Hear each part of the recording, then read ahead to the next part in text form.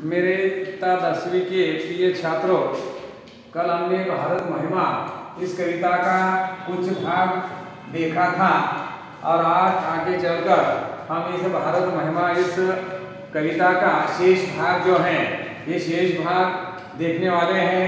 तो प्रस्तुत कविता के कवि जो है श्री शंकर प्रसाद जी ने अपने भारत देश का जो वर्णन है, ये वर्णन वैभवशाली परंपरा जो है, भूतकाल जो अतीत जो है हमारे भारत देश को, उसका वर्णन कैसे रोचक ढंग से किया है, इसका हमने कुछ भाग कल देखा है। आज जो शेष भाग जो है ये शेष भाग आज हम देखने वाले हैं। तो यहाँ मैं कविता पढ़ता हूँ। किसी का हमने छीना नहीं, प्रकृति का यह रहा पालना यही, हमारी यही जन्मभूमि थी यही, कहीं से हम आए थे नहीं।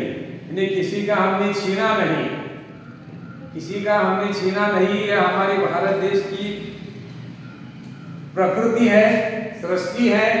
यानी प्रकृति का मतलब है प्रकृति यानी निसर्ग। हमारे भारत देश का जो वैभवशाली निसर्ग है ये हमने किसी का छीना नहीं, प्रकृति का हमें दान है, वरदान है, ये कुदरत की देन है और हमने किसी का छीना नहीं। ये हमारी जन्मभूमि है और इस जन्मभूमि हमारी है, हम कहीं से आए नहीं, यानी हम दूसरे देश से आए नहीं हैं, हम यहाँ पैदाइशी हिंदुस्तान के हैं, यहाँ पैदा हुए हैं। तो हमने किसी का छीना भी नहीं और हमारी ये जन्मभूमि है और इस जन्मभूमि की जो प्रकृति है, निसर्ग है, निसर्ग सौंदर्य जो है, ये निसर्ग सौंदर्य हमारे देश को कुदरत की देन है और ऐसी देन है, इस देन का वर्णन प्रस्तुत चरण में कवि जयशंकर प्रसाद जी ने किया है। आगे क्या कहते हैं कवि? चरित थे पूत भुजा में शक्ति, नम्रता रहे सदा संपन्न, हृदय के गौरव में था गर्व, किसी को देख न सके विपन्न।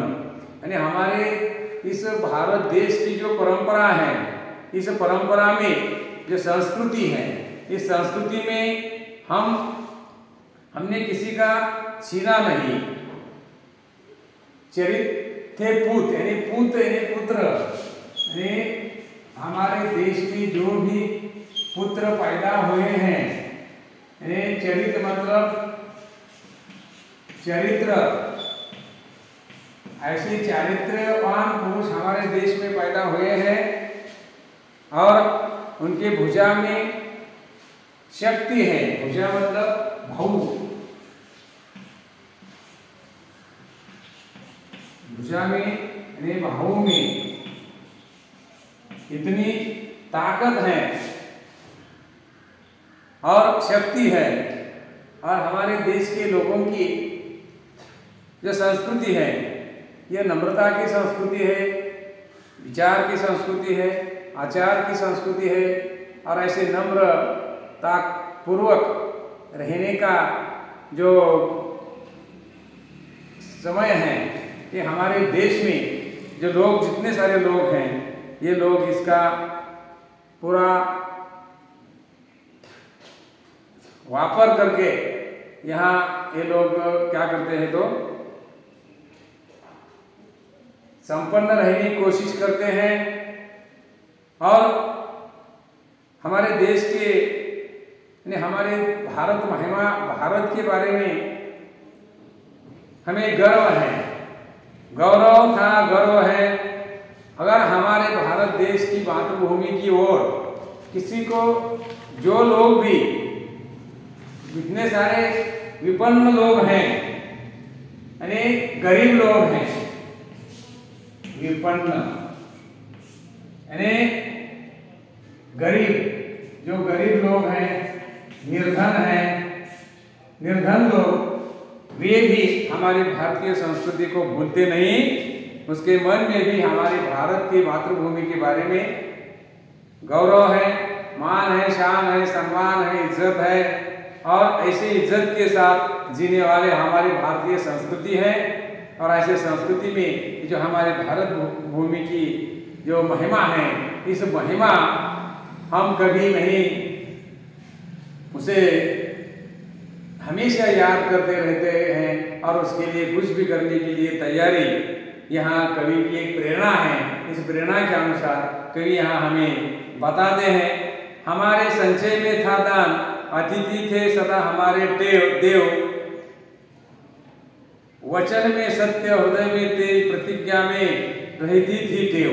यानी हमारे भारत देश में बहुत सारे बहुत बढ़िया सम्राट हुए, उन्होंने बहुत बढ़िया संपत्ति का संचय किया। संचय करते उन्होंने उसमें दान की भी भावना थी, दान करने का। कितना भी बड़ा राजा हो वो दान करता था। आपको मालूम होगा कि इतिहास में सम्राट हर्षवर्धन नाम का राजा था। वह क्या करता था, अपने साथ अपने राज्य में 5 साल बाद जितनी सारी संपत्ति यानी संचित हो जाती थी, वह सब संपत्ति अपने प्रजा को वो बांटता था, गरीबों को बांटता था। ऐसे भी दानशूर राजा हमारे देश में हुए हैं। हमारे देश में अतिथियों का सदा सम्मान किया जाता था। अतिथि देवो भव, ऐसे हमारी भारतीय संस्कृति है। अतिथि मेहमानों की तरह होते हैं। ऐसी संस्कृति बताने वाला हमारा भारत देश है, भारत की भूमि है। हमारे वचन में सत्य, हृदय में तेज है और प्रतिज्ञा में हमेशा टेव रहती है। ऐसी हमारी भारतीय भूमि यानी भारत की जो महिमा है, इस महिमा का वर्णन बड़े रोचक ढंग से, गौरवशाली भारत का वर्णन यहाँ कवि ने किया है। आगे, वही है रक्त, वही है देश, वही है साहस, वैसा ज्ञान, वही है शांति, वही है शक्ति, वही हम दिव्य आर्य संतान। यानी हम क्या इस देश के संतान हैं। आर्यों के काल से, ये प्राचीन काल से ये संतान है। वही रक्त है जो पुराने जमाने प्राचीन काल में भी जो था, वही रक्त है, वही देश है, वही साहस है हमारे भारतीय लोगों में, वैसा ही ज्ञान है। किस चीज में हमारे भारतीय लोग कम नहीं है।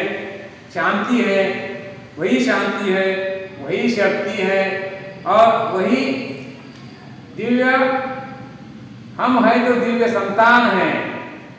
तो यह हमारे भारत देश की प्राचीन परंपरा है और इस परंपरा को न भूलने की प्रेरणा कवि यहाँ हमें देने की कोशिश करते हैं। तो हमें ये लेना चाहिए। कवि इसलिए कहते हैं कि आप हमेशा प्रेरित रहे, तत्पर रहे, तैयार रहे भारत भूमि के लिए, ये भारत देश के लिए मर मिटने की तैयारी आपके पास होनी चाहिए। ऐसा यहाँ कवि आपको सलाह देते हैं। और अंत में कवि क्या कहते हैं, जिए तो सदा इसी के लिए, यही अभिमान रहे हर्ष, यह हर्ष निछावर कर दे हम सर्वस्व, हमारा प्यारा भारतवर्ष।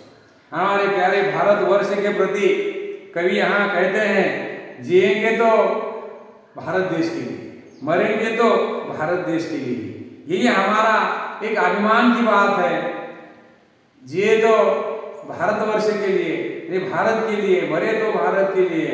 यानी अब सब कुछ निछावर करने की तैयारी, यानी बलिदान करने की भी तैयारी यहाँ कवि रखने के लिए कहते हैं। यानी निछावर करना, यानी सर्वस्व अर्पण करना, निछावर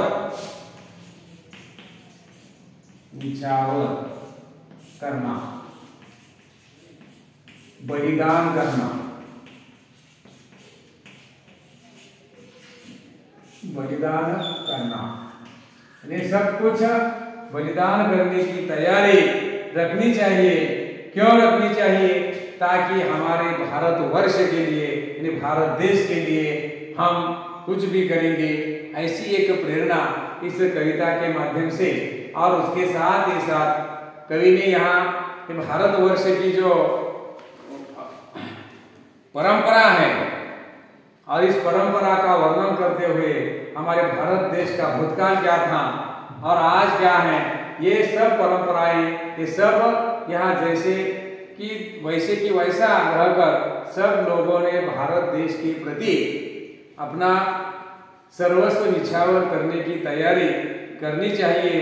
ऐसा कवि यहाँ कहते हैं। यहाँ कविता समाप्त हो गई है।